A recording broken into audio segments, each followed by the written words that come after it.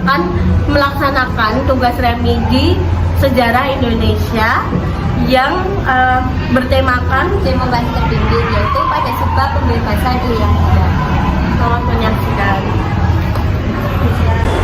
Irian Barat telah menjadi bagian RI yang diproklamasikan sejak 17 Agustus 1945. Akan tetapi, dalam perundingan KMB tahun 1950, masalah penyerahan Irian Barat ditangguhkan 1 tahun dan berhasil dicapai dalam suatu kompromi massal di Piagam Penyerahan Kedaulatan.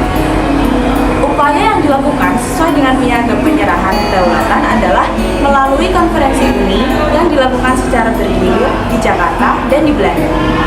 Namun, upaya penyelesaian secara bilateral ini telah mengalami kegagalan dan pemerintah kita mengajukan permasalahan ini ke sidang Majelis Umum PBB.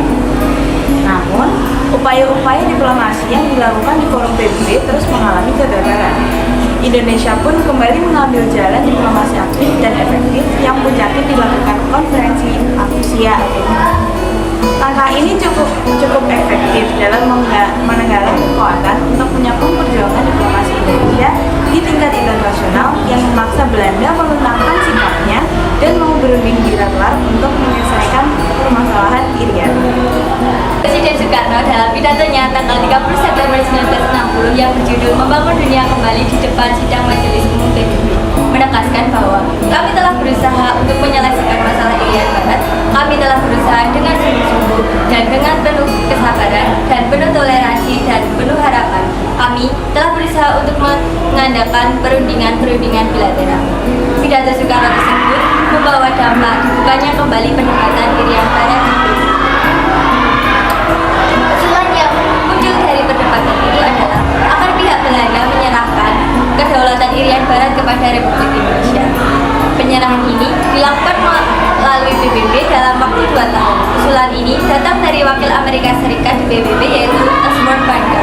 Usulan ini secara prinsip disetujui oleh pemerintah Indonesia, namun dengan waktu yang lebih singkat. Setelah upaya merebut kembali Irian Barat dengan diplomasi dan konfrontasi politik dan ekonomi tidak berhasil, maka pemerintah Republik Indonesia menempuh cara lainnya melalui jalur konfrontasi militer.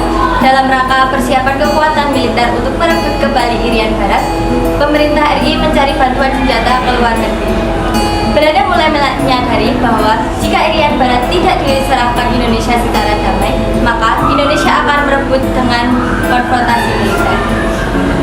Melihat perkembangan persiapan militer Indonesia, Belanda mengajukan nota protes kepada PBB bahwa Indonesia akan melakukan agresi.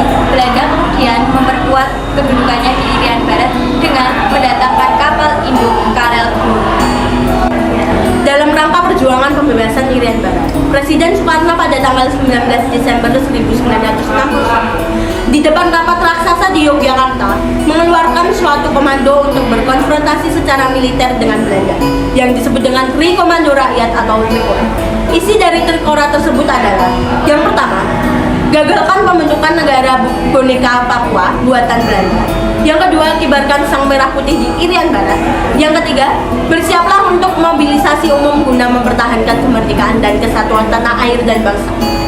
Langkah pertama yang dilakukan oleh Presiden Soekarno yaitu mengeluarkan keputusan Presiden nomor 1 tahun 1962 tertanggal 2 Januari 1962 tentang pembentukan Komando Mandala Pembebasan Irian Barat di bawah Komando Mayor Jenderal Soeharto. Peristiwa ini memakan korban Komodor Yosudarso Deputi KSAL dan Kapten Wiratno yang gugur bersamaan dengan tenggelamnya MT Bima Santoso. Akhirnya, pada tanggal 15 Agustus 1962, ditandatangani perjanjian antara pemerintah Indonesia dengan pemerintah Belanda di New York. Hal ini dikenal sebagai Perjanjian New York. Hal pokok dari isi perjanjian itu adalah penyerahan pemerintahan di Irian dari pihak Belanda ke PBB.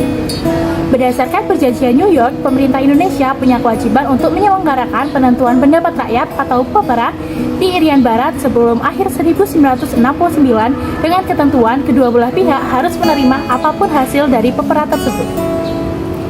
Nah, sesuai dengan perjanjian New York, pada tanggal 1 Mei 1963 secara resmi dilakukan penyerahan kekuasaan pemerintah Irian Barat dari Juntea kepada pemerintah Republik Indonesia di Kota Baru atau Hollandia atau Jayapura. Kembalinya Irian ke pangkuan Republik Indonesia, berakhirlah perjuangan memperebutkan Irian Barat.